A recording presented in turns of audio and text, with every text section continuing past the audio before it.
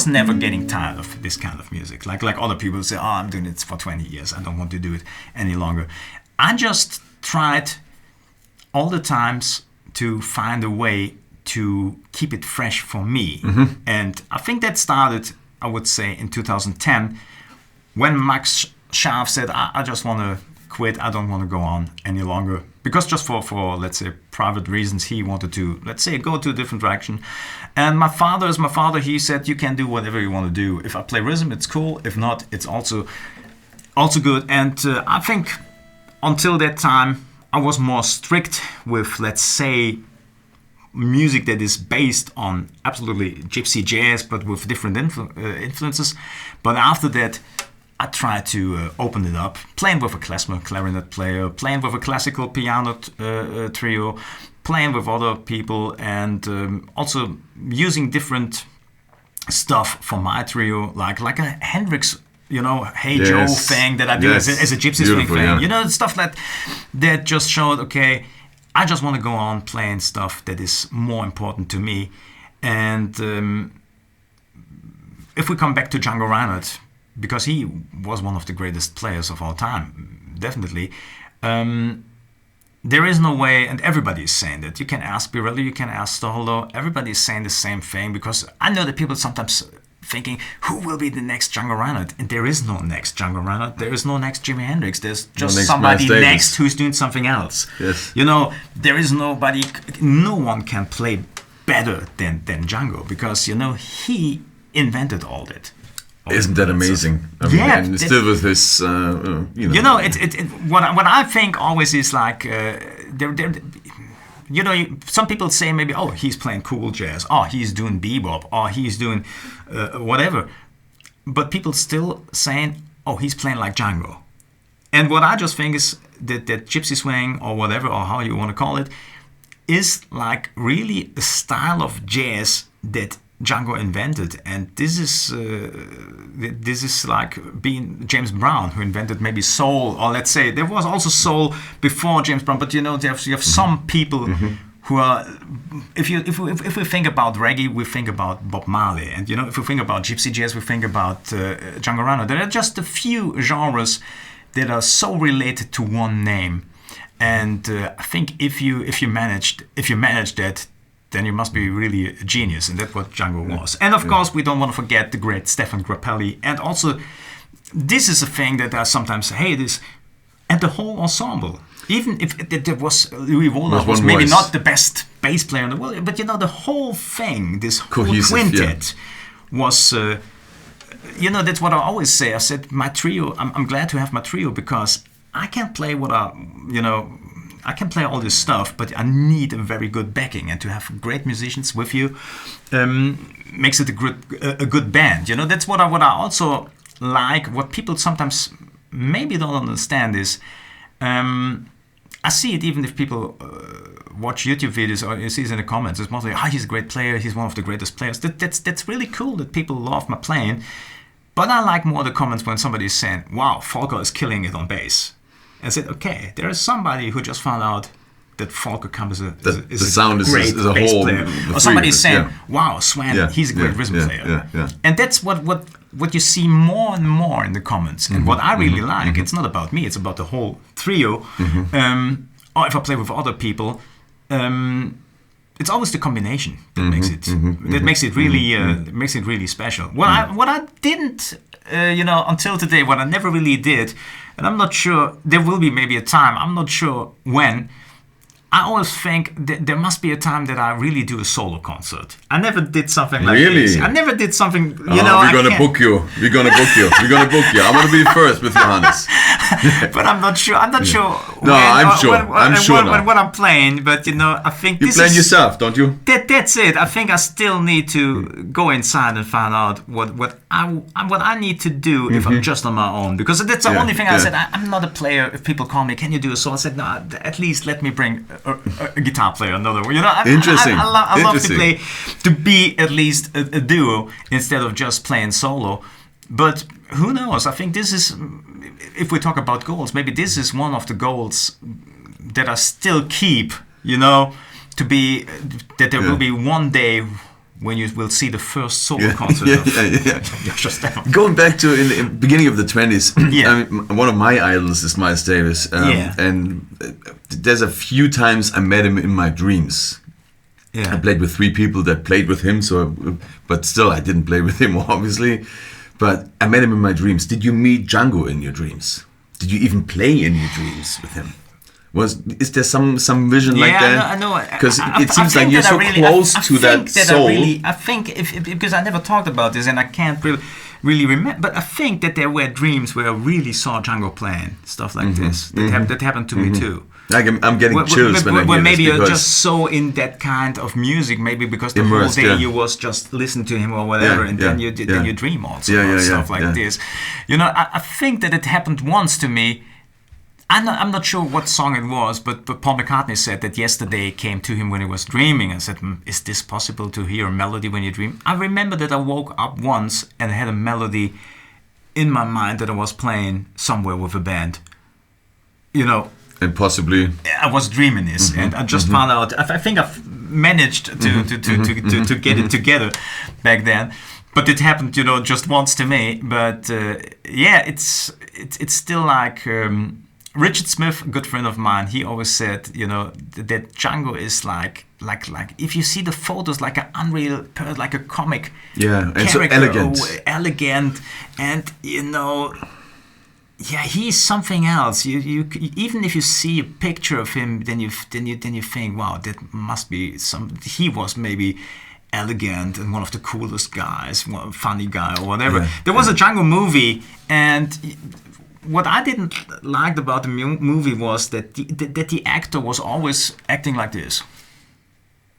You know, always a face like... And I think Django was not like this. I think he was funny. He could be a strong guy or whatever. You know, I think he was a character. That's what I really think. So your first record comes out on Peter Finger's acoustic music label.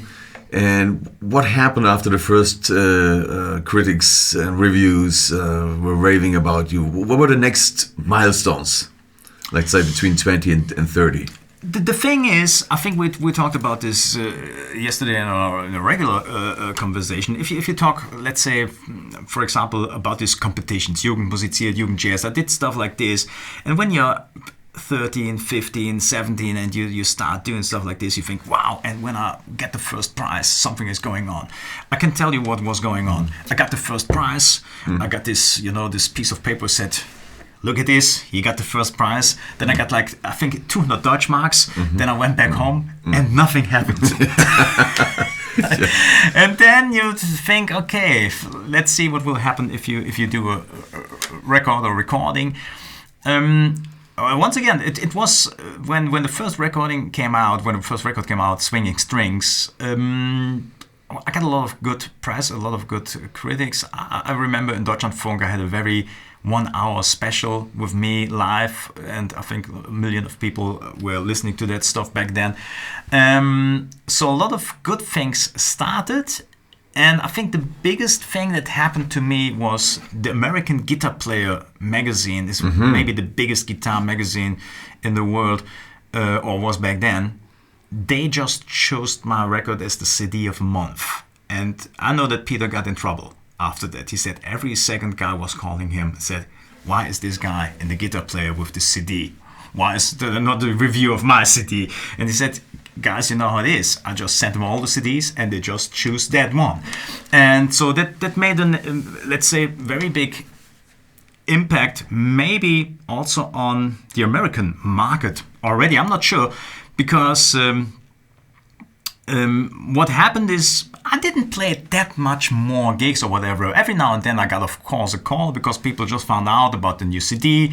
It was maybe a bit easier than today, because today you can find everything on the internet. Back then you needed the magazines and all this stuff, and the radio stations. So I got some more gigs, but it was not like huge that I would say, okay, before that time I played 20 gigs and then I played 100. Maybe before I played 20 and then I played like 30 or 35. It was, you know, gradual. Yeah, it was okay, but it was not huge. But what happened and what changed maybe my life, if we talk about stuff like this for the second, third, fourth, fifth time again, was the invitation to the Chet Atkins Festival in Nashville. And Peter Finger was already asking me, I think in 2000, said, I just sent your CD to Mark Pritchard. He's interested. Maybe we go together and then you can play and I play. And I said, yeah, let's see if it's possible. But it took another 2 years, and then I got a call or an email directly from Mark, and he said he wanted to invite me. And because of the budget and whatever, I think I just went there with my father. He was doing the rhythm for me without a bass player. I think we played with an American bass player there on the festival. And that was something else. That was really a new world to me as a German musician. From Mönchengladbach, you're 20 years old or 21, then you go to Nashville, to the heart of music city, music studio scene. Yeah. Yes. And this was a different scene. Of course, you had a lot of these country guys, country western guys. You had this Chet Atkins people who doing this fingerstyle thing, Merle Travis picking, and all this stuff. But what was really interesting that Chet was a huge Django Reinhardt fan, and because of that reason, they always chose somebody for this festival who's playing also gypsy jazz. And I remember people really loved it when we played there. My father and I, we got standing ovations, and everybody was like, "Hey man, that was great." And what made the biggest impression on me was that the musicians, and even if they sold like 10 million CDs, if they're 40 years in the business or whatever, that they were all really friendly and nice. And everybody was like, hey man, great welcoming, yeah. And it's great that you're here, first time in the States, hey man, you love it. And this was something so, some people always say, in America people are often, let's say, a bit over the top or whatever. But to be honest, I really enjoyed that because it was a feeling that I didn't knew from Germany. It was when I played in Germany and it was successful and there were other musicians. It was more like envy. Okay, he's young. He's playing fast. It was absolutely the opposite in the States. It was like a warm welcome from all these great players that I met there. And it was actually the first time that I met Tommy. And not because I went to him. Tommy Emmanuel just came to me after I played with my father and said, hey, young man, that was fantastic. Great playing. Love it. And, that was like, I get now emotional. If I really think about stuff like this, and this is still until today, what are my memories. And if you talk about them or if you don't talk about them, it's not like you need to talk about stuff like this all the time, but because it's something that belongs to my history, and it's something that I always have here, I would say until forever. That when I met people like Bireli or Stochelo or Tommy, these great players that I really loved back then, and I love them still until today, that. On the other side, these were the most friendliest people to me and loved what I did. Yeah. And this is what I try to do also when I met young musicians now. Oh yeah, I think it's crucial. Yeah, because we talked about jazz players, the old ones. Some of them were really mean. I had some funny stories that Martin Taylor and Tommy and people just told me about other players, when they just try to make like, but. I think that's the reason that this generation already understood we can't treat young musicians like this any longer. Yeah. Then maybe your partners in a few years. And that's what I just thought. Yeah. That's how I see it. So many people call me today that, now are in the 30s or whatever. And I met them at workshops or whatever to learn stuff from me. And I always try to be friendly with them, show them everything that is possible. And there were also some people that I said, do you know what? I can't show you anything. Everything is there already. You just need to find a way to let's say, let it out or whatever. And just, this is my advice, just try to do it by yourself. I did it by myself, and you can make it. And that's this is more important. And this was I would say that was in the early 20s, something that changed my life. What age were you? I think exactly? The first time that I was in Nashville, I think was in 2002. So I was like I'm 23. Okay. So very young age, I would say. And the year after that, and that was even the bigger thing for me, I was at the Birdland festival, Django Reinhardt festival, 6 days in a row in New York. At Birdland, every day was sold out. I think every day like 2 shows. We played together. I played with my father and with Max. I think Dorado Schmidt was there with his group, and we had a lot of different guest artists. You know, stuff that I didn't understood maybe back then. One day we played there, and Grady Tate came in, and you know, it was a typical Django Reinhardt festival, so they just had a snare, no drum kit, because they just wanted drummers to play with brushes, stuff like this. And I remember that I was playing, and Grady came on stage. He was in his 80s, I think, and was playing a bolero with us, just with his fingers. And then you sit there, you're like 24 years old, and think, this is the guy that you listened to several times when you listened to Wes Montgomery recording, because he was playing drums for Wes very often. That must be a surreal experience. These are the experiences. Yes. You know, the funny thing is, it never changed. It's still like an experience to me every day to meet wonderful people, and it's not just like this star thing. Oh, this guy is famous. I need to meet this guy.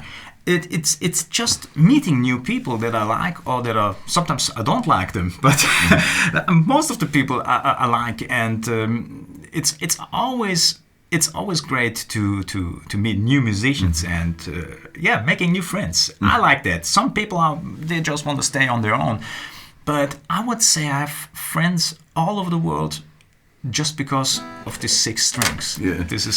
So great. After Nashville, you started, I'm assuming, to get a lot more attention, and you had to start get a lot more gigs. And I would say, if you really see, you know, my career, you know, I started when I was 16, so that means I started here, a local guy, Quebec.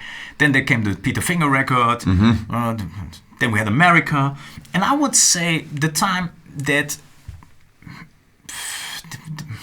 not a lot of stuff was really going on, to be honest. If I see the career from my point of view today, I think was really from, let's say, 2004 to 2010. This was like the 6 years where I played a lot, I did new recordings, but everything stayed a bit the same. You know, it was like this, like this, like this, and then it paid your dues, basically.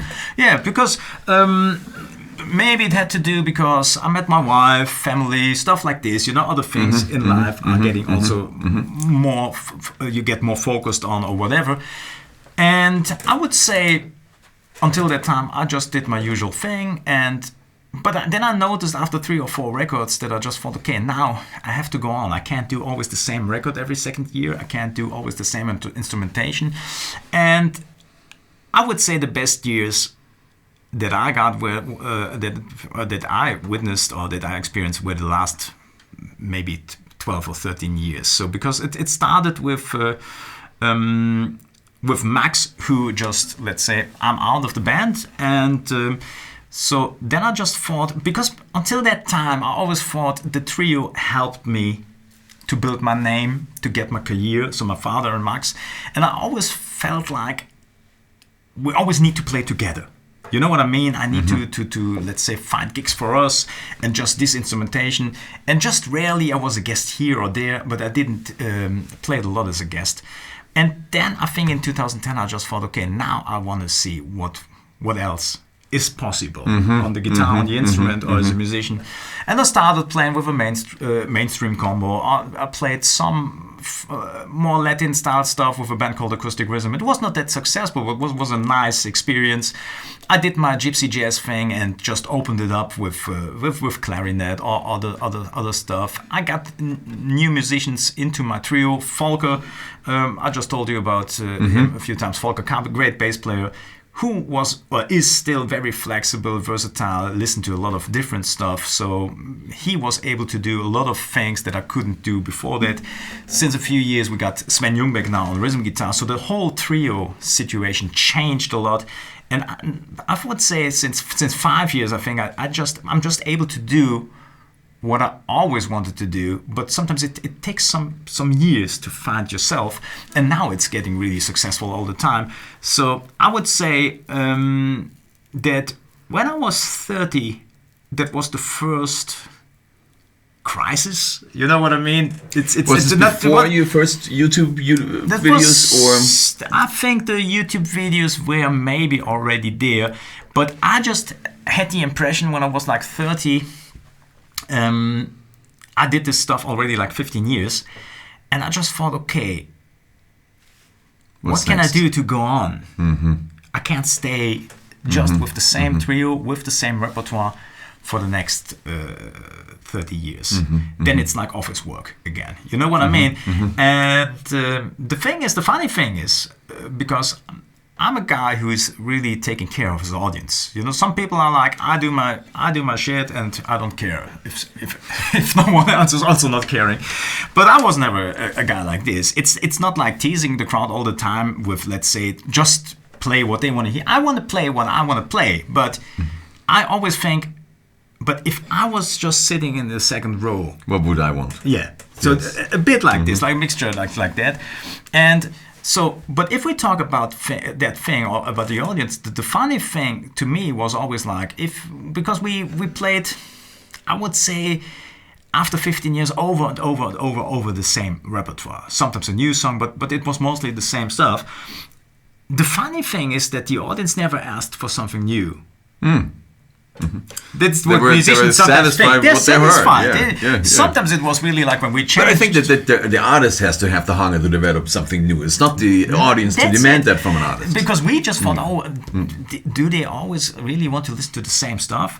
And the answer back then was maybe yes. Because when we didn't play Rondo alla Turca by Mozart, or when we didn't play, let's say, Sweet Georgia Brown, some people said, hey, today you didn't play Sweet Georgia Brown. And I was surprised that, because we played something else. Good. I said, I love it. And so today I'm so flexible or versatile with the repertoire that with the new trio, I think we could easily do like 6 or 7 sets without, let's say, repeating anything. So that gives you more freedom. And we're still working like all the time when we're in a hotel room or we're somewhere in a foreign country for 2 days. It's always like, hey guys, should we meet tomorrow at 11? I have some ideas. Hey, okay, let's do this. And it's not like, oh no, we want to do a long break. No, it's music. And the good thing is like Sven and Volker, they're really into it. They're really like me. We're still like little kids when we're sitting there with the instruments. You know what I mean? Like, and having a good idea is like it's essential for life to be curious. A lot of high fives. Yes.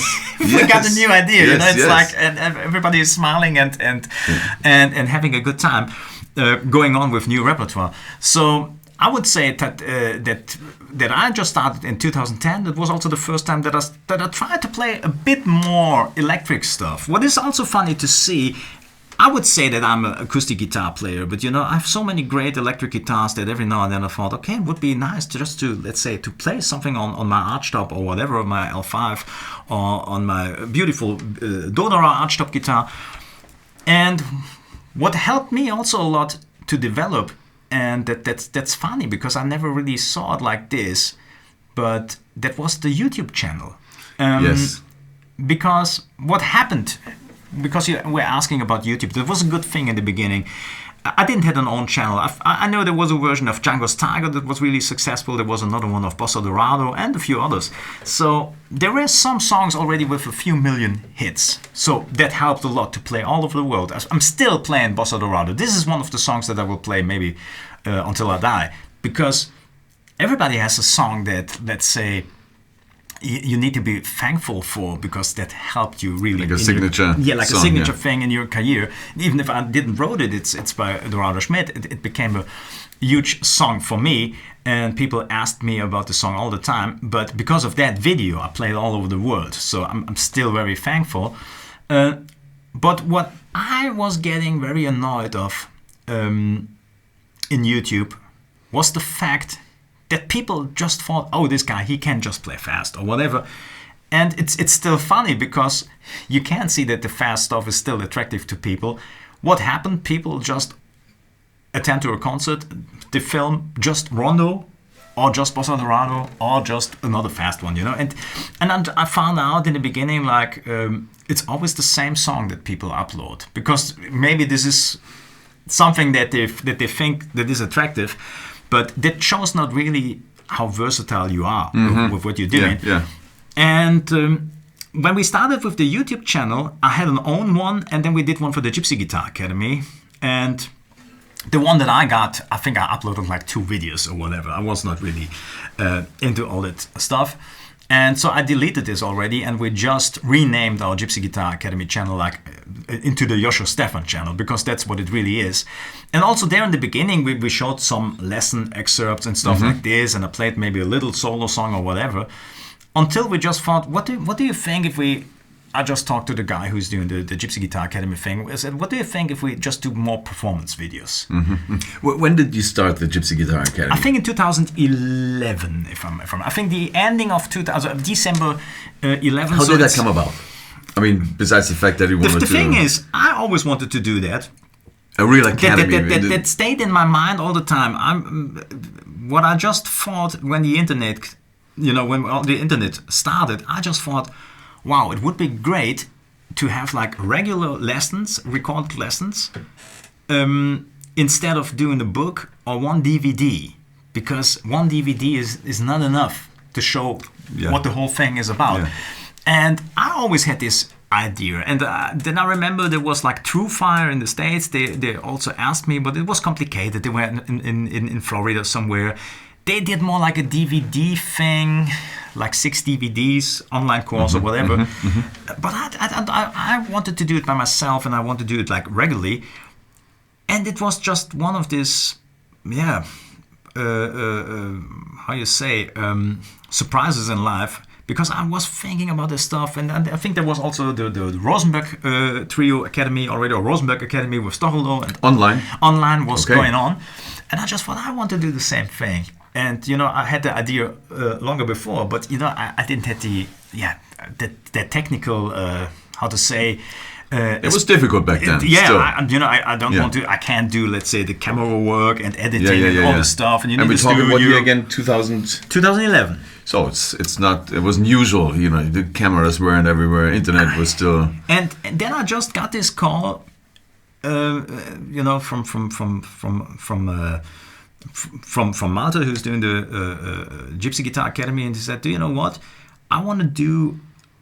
He's doing the same thing with Michael Zagmeister. So they had like a jazz course. That was the first thing that they started. Said, we want to do the same thing for Gypsy Jazz. Are you up to this idea? I said, this is what I exactly want to do since 5 years. I'm just waiting on somebody who's calling me. And it was like this, also the perfect thing that happened again. And I think we started in December, and we recorded like 2 or 3 lessons or whatever. And I'm very thankful, because otherwise something like this would not work.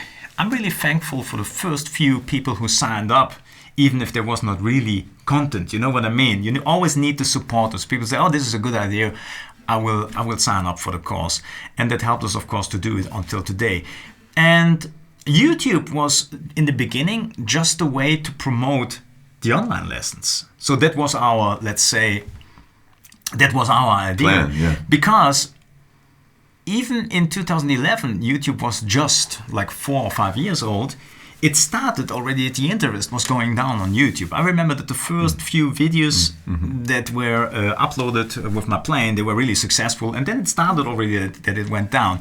But I think also because of the reason that people were looking already then for more quality content. In the beginning, there was a lot of stuff that was filmed with a smartphone or whatever. People listened to that, and then I think it went down because people wanted more quality. So we started with the online school, and we started also with YouTube. But it took another, let's say, maybe 2 or 3 years until we started this idea of bringing some guests, playing with Bireli, playing with Stochelo, playing with Tommy. And it took us, I think, almost like 10 years until we reached 10,000 subscribers. And I think we have more, 125,000. We got almost like 30 million views, what is huge for a gypsy jazz or guitar, acoustic guitar channel. And on the other side, this became a bit my playground to show stuff that I can't show all the time when I'm on stage. You know what I mean? And you can't put on a record. You can't put on a record. So if I just, let's say, invite my guys, my friends from radios who do in funk, then I play a strut. If I invite my let's say, my buddy Olli Sarkli from Finland, I can play an archtop guitar with him, and we play estate or whatever. If you have Bireli, you can play whatever you want. You know what I mean? Let's go back to Bireli. I mean, we're jumping ahead again. Yeah. How did it come about that you got one of your idols, I'm assuming at that time, to play with you? Once again, this is a funny and true story. Facebook, I'm not sure when that all started. You know, I was on Facebook, and then I got a message one day from a guy called Bireli Lagrene, and Pierre is his, like, say, real name, official name. You know, Bireli is his nickname, or Gypsy nickname, how you say. So Bireli Lagrene, and I thought, what's that? And I just read the message, and the message said, "Hey man, what's up? This is Bireli. I love your playing." Something like this, and I was like, so how to, let's say, respond to a message like this? I was just like, is this like a scammer or a guy who's just like trying to pretend he's Bireli and, you know, want to make fun of me? Or is he really? Is that just because of the reason? It could be that he really is Bireli. Stay friendly. The response. I said, "Hey man, I don't think that you're Bireli, but if you're really Bireli, I just wanted to thank you really for all the music and all the stuff, man. You're a great inspiration, and you helped me to get there where I am now. Thank you very much, man." And then he came, no, I'm Bireli, here's my number, just call me. Nice. And this was the first meeting. I remember, I think we did like a Skype call or whatever. I called him a Skype. He was sitting at home with a cup of coffee and said, "Hey man, great playing. I listened to you for a long time." And I was impressed that he's still curious about the next generation. Yes, yeah. Also that he knows the players. He knows the young players. He knows who's good. He knows who's doing what kind of stuff. He always telling me what I really like, that he's always like, you're like me, you know, you play here and there and here and there. That's what he really liked, that I'm not strict doing just one thing. And he's, I would say, if we talk about the improvisation part, he's somebody who is always fresh, has always new ideas when we're in the studio. And it's. But from that Facebook message, how long did it take until you got him in the studio to play with him? I was. That was a big thing for me in my career. I think that was in 2015 when I did the Guitar Heroes album. That was my, I think, best-selling, and that was in the catalog until then, maybe the biggest thing, because Tommy Emmanuel, as you know. He's since years a very good friend. So, and if you have a friend like Tommy, that makes it a bit easier, because I know that he's maybe not playing with everybody, but I was sure if I asked him that he would say yes. And I was, in that year, I was really lucky. Tommy, you can't catch him, you know, he's always on tour, all the time. You know, I'm touring a lot, but Tommy is playing mostly every day. And it was funny, he was playing in a little German town in Bestwick, but for 2 days. And I thought, okay, this could be my chance. That means he has to do, on the first day, it's a travel day, he has to do sound check, he has to do stuff like this. But what is he doing in the morning of the second day? Because exactly. It's like a half off day for him. Yeah. And the other, let's say, situation that helped is that one of his best friends, Hanno Althoff, who recorded for us, he's a very good friend of Tommy. He's not living far away from there, and he has a studio. And I just called Hanno saying, "What do you think? Could you record Tommy and me if he's there?" He said, "Yes, of course, call him." And I called Tommy, and he accepted. So, and that was the first recordings, I think, that we made for the Guitar Heroes album. You know, the idea I always had an idea for an album as an, let's say, tribute to the guitar, and not just Django, so all the different stuff that is possible. And to be honest, it was actually not the idea when I recorded with Tommy, but when we finished the recordings, I just found out by accident that we recorded something by George Harrison, who was a great guitar player, that we recorded 7,11, that Charlie Christian was well known for, that we recorded some, I think, Django Reinhardt tunes, and that we recorded an original. Said, okay, this could be already the thing that helped to do an album just as a tribute to the guitar. The next guy that I called was Stochelo, because I met him also a few times, and the last time that I met him before was in the States. I was playing the Django Reinhardt Festival in Seattle, and we were playing there and talking a lot, and I just sent him also a message that, Stochelo, are you up to being a guest on my next album? I said, yeah, for sure. And we did the recordings in Düsseldorf, I remember, and then I did some trio stuff, and then I just thought, what is missing? I said, there's just one guy that really needs to be on that album. That would be Bireli. I'm not sure if I can get him. And that was funny again. I just wrote him a message like, hey, Bireli, this is Joshua again. I just want to tell you, I do a great album. We'll call it Guitar Heroes. I already got Stochelo and Tommy Emmanuel on board. And I just want to ask you if you're up to also to play like 3 or 4 songs with me on that album. And it took like 30 seconds and I got a reply. I said, yes, of course.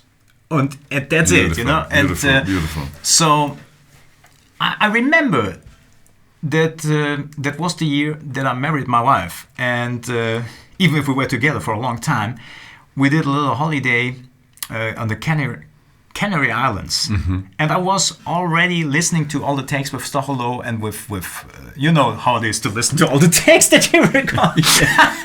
I was listening to all the takes that I recorded with Stochelo and with Tommy, and was doing my notes. I dig this one, that one. This is good. This is what I with the trio. And while we were sitting there, I was really relaxed, and we was on the pool with my wife or whatever, and drinking a let's say cocktail or whatever. I said, do you know what? Because it was just in between a Christmas and New Year's Eve. I said, next week I will call Bireli. What do you think? I said, yeah, go for it. Maybe he will record also. Because I was already like doing the final of the album. So I was already thinking about mixing and mastering. I said, if he says yes, maybe we can put him also on the album too. And he said yes, and I think maybe 5 days later or whatever, we recorded already. Did you go to Paris to do that? Or I go to his home. I called him. Yeah. And that's it, because I never really met him before, and I knew that he likes to be at home, and he's a chilly guy. I said, you know what, I will come bring some recording equipment and we do that at your house. What do you think? He said, yeah, that's a cool idea, and it was really nice. Was great atmosphere, and he played great. Was that the video already or not? That came later. That came later. So the record comes out. What was the reception of you having all these guitar heroes on the record? That must have been phenomenal. It was phenomenal, and it was a bit my answer on some things. Even if you I'm not really annoyed about anything. If I got a bad comment on YouTube, I just leave it. I don't care about this, because this is the only thing that you have to deal with stuff like this. Yeah. Should be the same thing with good comments. Yeah. You know what I mean? Yeah. If somebody is writing Joshua Stephan is the greatest guitar player in the world, I think that's a nice sentence, but it's not true. You have to prove it to yourself every single day. I know that it's not true, because there is no. First of all, there's not the greatest guitar player in the world, and I can name you already like 20 other ones that I would say. Let's say, for example, was it at the John Petrucci camp, a guy like Guthrie Govan? I'm not sure if you ever heard his name. Check this guy out. You see, he's like a killer monster player, and people like this, and there are more of them available. They're coming out every day. Then you think, and then, but to have the stamina to continue an entire life's career, and I think that's another thing. Like Steve Jobs says, the half of the job is showing up. But that's what I just want to say. I don't. Let's say if you get a negative comment or a positive comment or whatever, I'm of course I love that people love the channel. That people, we have often comments like that. People say you do a lot of stuff to the community. That's what people often are thankful. Also, my buddy Sven Ljungbeck, who has his own channel, is teaching a lot of stuff for free there. When we play in Poland or wherever in the world, people often come to the CD desk and they say, "Hey guys, we just want to thank you for your YouTube channels. You do so much for the community for free." And for us, it's a big, let's say, library of stuff that we can find there. You have all these guests. Sven is doing the lesson stuff. So people really, let's say, they give us the feeling that we do something good for them, and that's what I like the most about this part. It's not like that everybody, let's say, needs to write good comments or whatever. But what happened a lot was back then, because I was getting bigger and bigger and bigger, and I was getting annoyed about this, let's say, comments very often where people are like, he never played with Bireli, he never played with Stochelo, he never played with Tommy, stuff like this. And then I thought, okay, then I will just invite these 3 people to the record, and after that I don't need to see these comments all the time.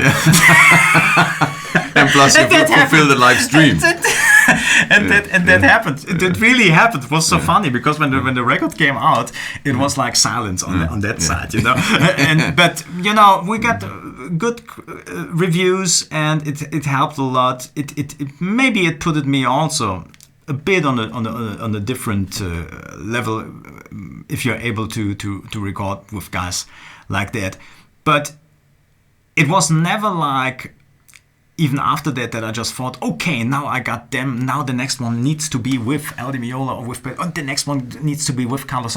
It was never that I, let's say, was searching always for bigger names or whatever.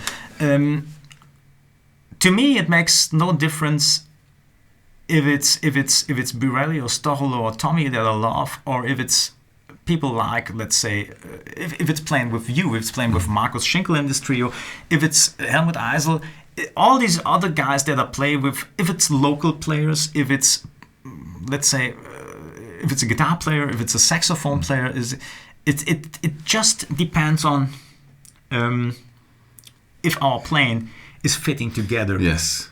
Yeah. And are we able to make good music together? Are we able to creating something better than we individually could do alone? Yeah. That is what it's all about. What was always, after the Guitar Heroes album, there was one question, a very stupid question that a lot of people asked. I was surprised. Do you know what was this question? So you did a record with Bireli and Tommy and with Stoch. Who was the best? Oh. And I said, how should I answer this question? Yes. Yeah, who was it? It said, Tommy is, to me, pure music. You see, if he's playing gypsy jazz, then he's not playing gypsy jazz. He's Tommy. And he is so, even with Tommy, I've heard so many things from people that are sometimes, I just can't shake my head. People are like, it's just show, he's just show. Said, he is one of the greatest players in the world. It's not, he can sit here with you, Cornelius, and Tommy will play something that will fit perfectly to your plan. Because I just saw him in Iceland when I was at his camp. And there was a concert just with the students of the camp. And Tommy, of course, was playing with every second guy, because some people wanted to play with me, some wanted to play with Martin Taylor, but almost everybody wanted to play with Tommy. And I just remember that I just thought, wow, how tasteful is this? He was playing with another guitar player who was doing fingerstyle, and a lady was singing, was doing strumming. So what is the third guitar player doing? I think Tommy was doing something like this.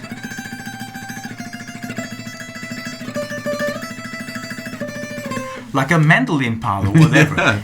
But it was the right decision at the right time. Instead of doing the same pattern that the other guitar player is doing, or the same strumming that the lady was doing, Tommy was just thinking, what is the third idea that is missing? It needs to be a different voice. So he's a great player. Stochelo is like a traditional player, but so elegant from his playing, so, let's say, memorizable.